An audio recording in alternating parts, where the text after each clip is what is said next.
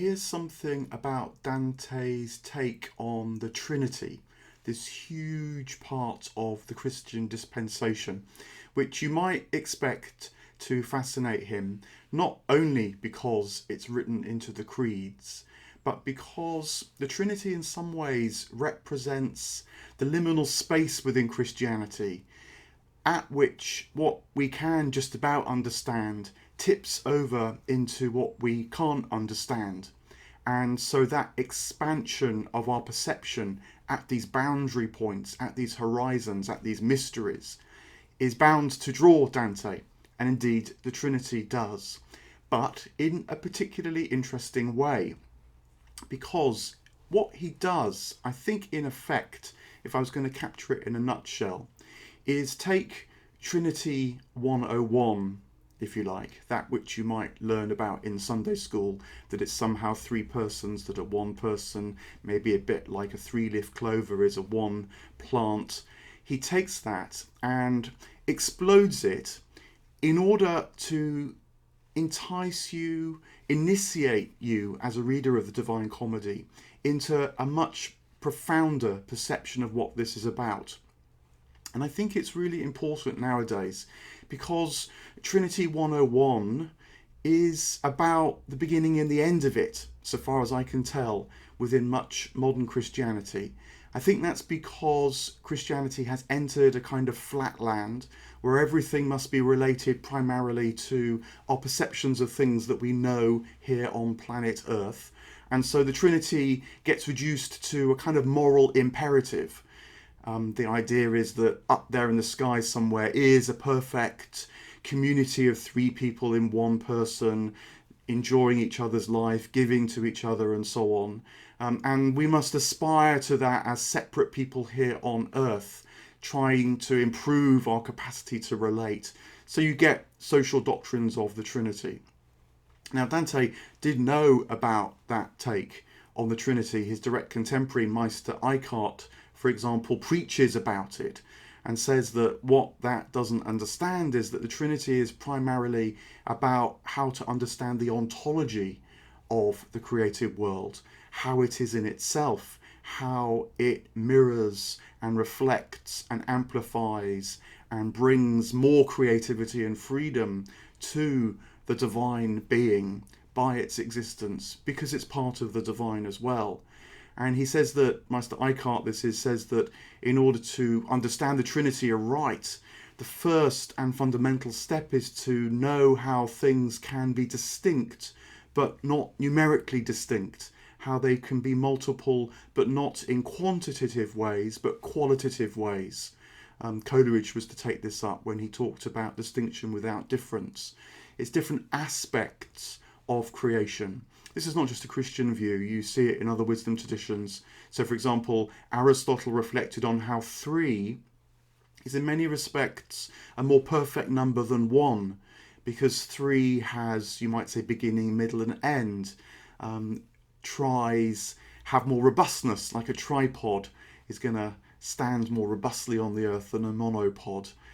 3 is a much more interesting number in terms of producing multiplicity than simple unity is. And so Dante runs with that mysticism about threeness, about Trinity, and sees how it's written actually throughout the fabric of creation.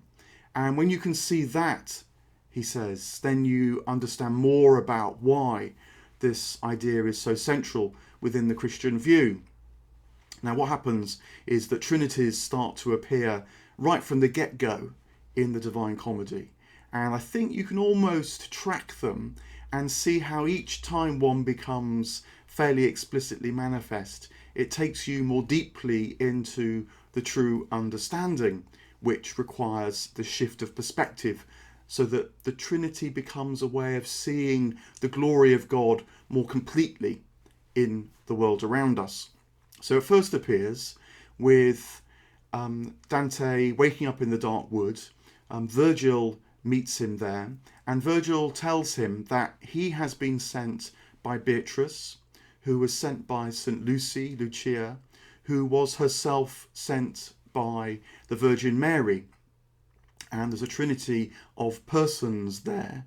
And I think Dante is suggesting that we begin with what we think we know about the Trinity, that it is three distinct persons somehow joined into one. Maybe not quite what you were taught, but nonetheless sort of how the mind initially tries to grasp this idea. But you'll notice immediately he's doing something different with it. So, for example, this is three females in this Trinity that he's presenting to us, three women. And he does that all the time. He belongs, in this period of Christianity where people could regard themselves as completely orthodox and yet hugely inventive spiritually. And it's because they understood the core aspects of orthodoxy in such profound ways that they could be so inventive. They didn't have to keep putting themselves back to a sort of literalism or fundamentalism about Christianity. They perceived the qualities, they perceived the spirit. They saw it, I think, in reality, and so, like reality itself, that diversifies and complicates and plays and introduces variety into the unity of the divinity. So Dante can do that with Mary, Lucy, and Beatrice. If you like, Beatrice becomes the Christ figure to him, and of course at the top of Mount Purgatory she is very, very closely aligned with Christ as the incarnation of God that leads him back to the divine.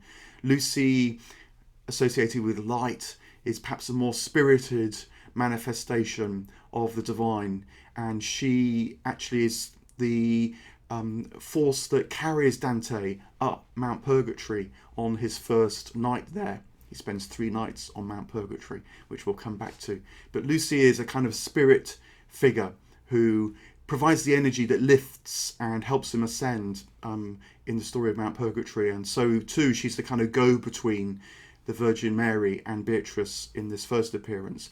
And then the Virgin, she is the kind of father figure, the aboriginal source.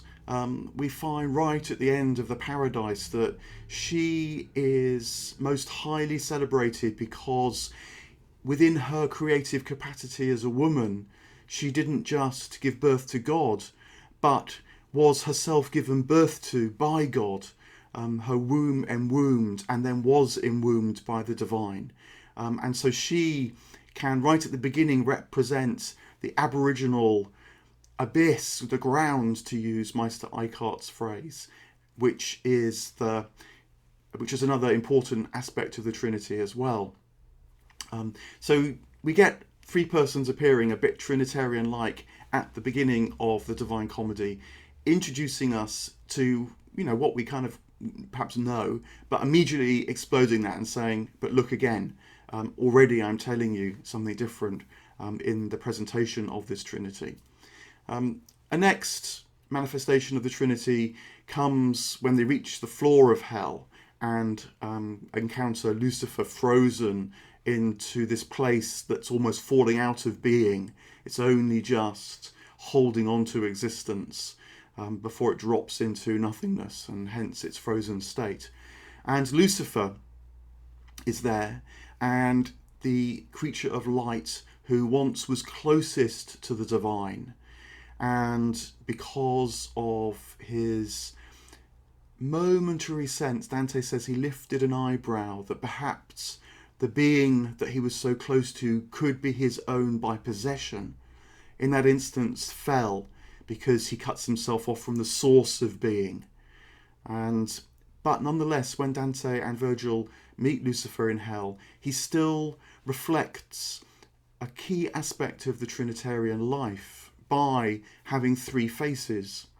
They're described as yellow, red and black, and they can be allegorized in various ways. But I think that what this is saying to us is that even when you're furthest from God, if you look, you see perverse, no doubt, but nonetheless true aspects of God. Even that part of reality which is almost falling out of reality, it's so far from its source and aboriginal being, will still carry aspects of Trinitarian vitality if you can but look. And in some ways, Lucifer is still made in the image of God, therefore. And I think that that's one of the reasons why Dante hints that even Lucifer ultimately will be gathered back into the divine life, because the divine life still has an imprint upon Lucifer, even in this most desolate of states. They move into Mount Purgatory, having seen Lucifer. Remember, they don't turn their backs on Lucifer and walk away. They approach Lucifer, clamber onto his body. It's by bringing the light into the darkness that we make progress. And they start the climb up Mount Purgatory.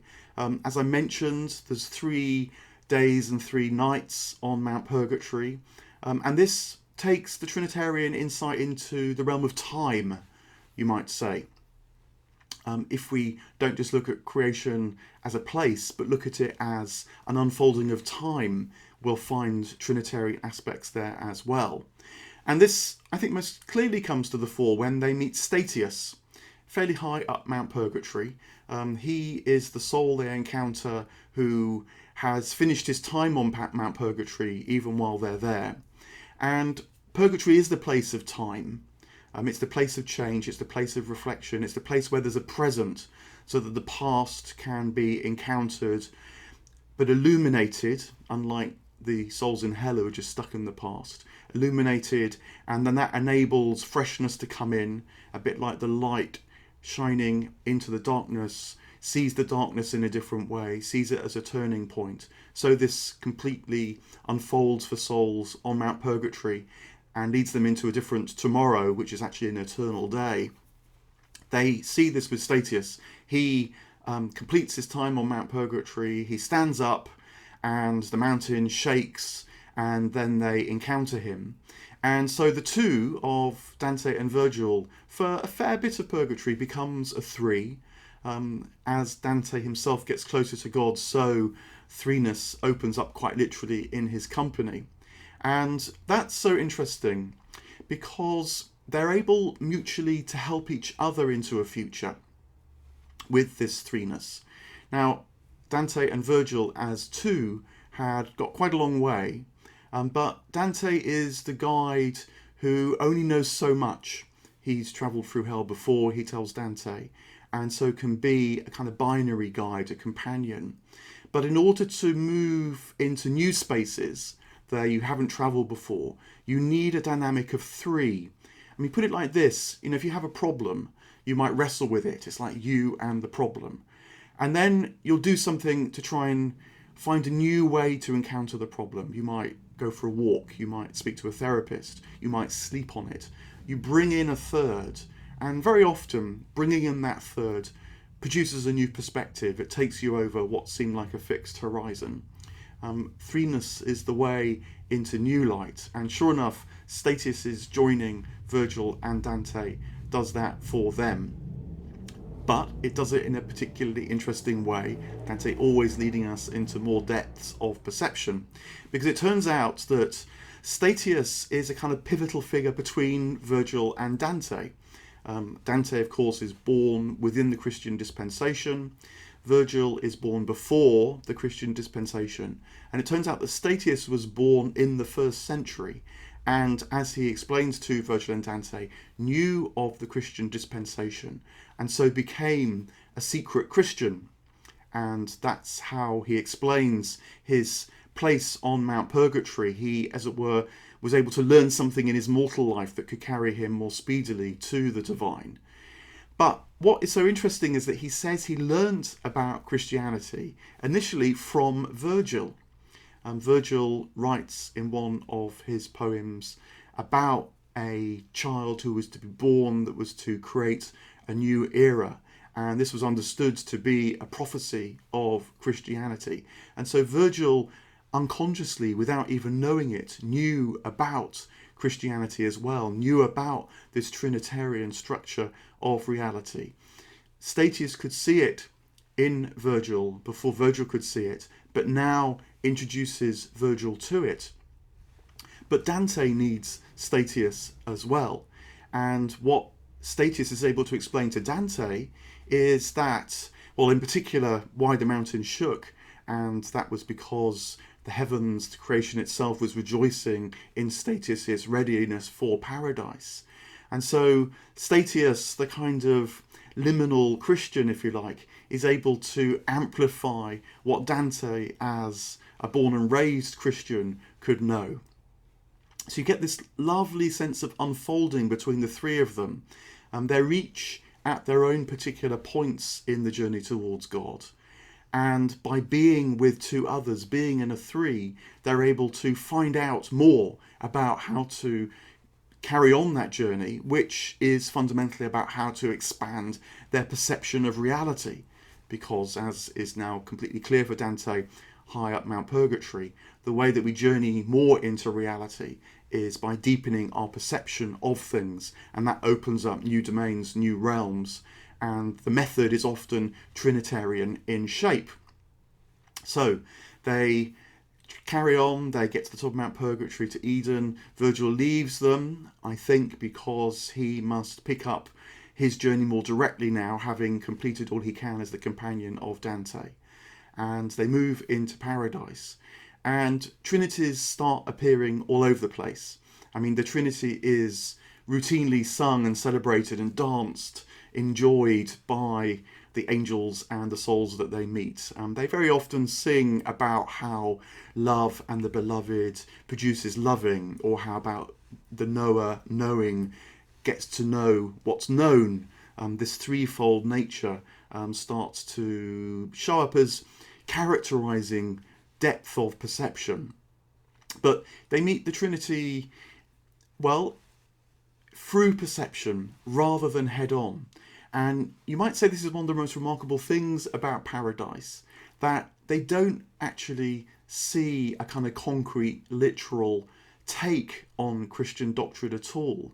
Instead, the doctrine is a means to deeper insight all the time. So by now, if you've read the Divine Comedy, you might be wondering when Jesus, for example, is going to appear. And the figure of Christ does appear in kind of visionary flashes 2 or 3 times in paradise, is sort of omnipresent in the energy or felt quality of various places, but never is seen directly. And when Dante does see Christ directly in paradise, he's blinded, he can't cope. Again, I think the intimation here is that if we think we've kind of got Jesus, Jesus is kind of there for us, if you like, but if we think we've got Jesus, then we haven't, because Jesus is this mode of seeing more and more deeply into reality. A couple of ways in which that appears: when they discuss the cross, for example, in the heaven of Mercury. It's a complicated discussion, but it's what Dante's driving at heart, I think, is that if you take a literal view of the cross, as if God needed to die in order that we might be able to come to heaven, you miss the point. Dante learns that, that's kind of one way of reading it, and God kind of allows that because it's connecting with where people might be at. But a deeper understanding of sacrifice comes to Dante at that point, where Christ becomes the type for us all. So again, it's like us, how we find heaven. Christ comes in as the third to become the type that enables us to adopt the way of life that might open up more of heaven. And a literal bloody sacrifice, which, the minute you start thinking about it, is pretty abhorrent, as if it were God's requirement, becomes an attitude of self-sacrifice by which we offer our life back to the life from whence it came, in order that we can receive more life, and so enter more and more fully into the flow of life itself. This is, in Eastern traditions, this would be called the idea of non-attachment. It's the idea that by receiving all that we might, but immediately letting go of it back into the life from whence it came, we become more and more transparent to life, and so open up to life that more fully. So it becomes a kind of attitude, or ultimately a habit, a virtue, that carries us more into the divine life. And so Christ's true sacrifice is that Christ lived this fully as a human being, and because as a human being lived the nature of sacrifice to the full, was also fully transparent to the divine. The cross becomes a kind of emblem of this, but it's not a mechanism. And Dante has that idea knocked firmly, I think, on the head in the heaven of Mercury, quite low down in paradise. Another Trinity appears in the heaven of the sun when they meet various of the great luminaries in the light of the sun, whose words on earth shone most brightly with divine truth, particularly Thomas Aquinas. But there's a Trinity even in their gathering, because they gather as people who disagreed on earth. Thomas Aquinas, for example, actually declared one of the souls he appears with now a heretic, that's Sigar of Brabant, who was an Averroist, an advocate of Islamic views of things. And Thomas, who wrestled a lot with the Islamic view of things, nonetheless declared Sigar a heretic on earth. But they appear now together in heaven. And the reason why they appear together, though they disagreed so profoundly on earth, is because of a Trinitarian structure of illumination, that their different perspectives, although they weren't reconcilable on earth, it's seen in heaven actually were pointers to the one truth when seen in the light of the heavenly sun. And they can understand that now in heaven, and so can be both fully themselves together, but illuminating a third with their togetherness. It's a kind of perspectivalism. Just in parenthesis, I don't think actually it's a Hegelian idea of thesis and antithesis forming a synthesis. It's actually something more profound than that. It really is different takes on reality that, because of their difference almost, can illuminate the enormity of reality all the more. If the difference could be collapsed into a kind of synthesis, that would actually reduce their capacity to see reality that's traced in a Trinitarian way. And Dante sees that in the heaven of the sun. In a Trinitarian understanding of things, paradox can be held as paradox, difference can be embraced as difference, because that is what illuminates the magnificence of the whole all the more. As Ibn Arabi was to say in the Islamic tradition, which of course doesn't have any overt Trinitarianism, but he talks about how we can be walking away from God and discovering the extent of God, how we can be walking towards God and be discovering God's proximity, but then also walking within God and discovering a fullness that wasn't conceivable even when we were walking towards God. That, in a way, is what they experience in the heaven of the sun. And the final Trinity appears to Dante, of course, in the beatific vision, in the Imperium, but in no literal way, because instead I think what Dante realises more and more fully in this highest of the high heavens is how, when he looks, everything has this wonderful turning threefold structure illuminating the divine unity. And the great thing about a threefold turning is that it's dynamic, it dances, it radiates, it carries more and more life from the infinite source into modes that he can perceive it. And that's, I think, the fullest understanding of the Trinity that Dante offers. He speaks about it as carrying the divine abundance into all things. It's not ultimately about relationality, although relationality may well be one way in which we experience abundance. It's really written into the fabric of everything.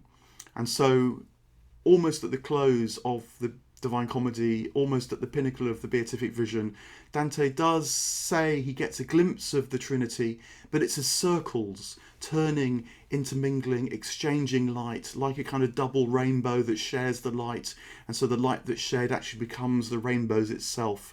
And 1, 2 and 3 is played on in this image, and we're left with a sense that the divine unity spreads and radiates, gives of itself, outpours, emanates into the creation in multiple myriad manifestations, sharing multiple myriad vitalities and dynamics.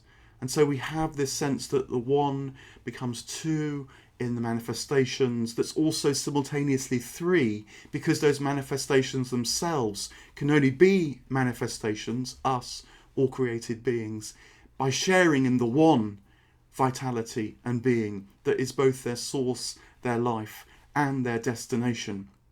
And when Dante says we can see that, we can see how creation, perceived aright, is in a way no more gloriously revealed to us than by this Christian idea of Trinitarian life.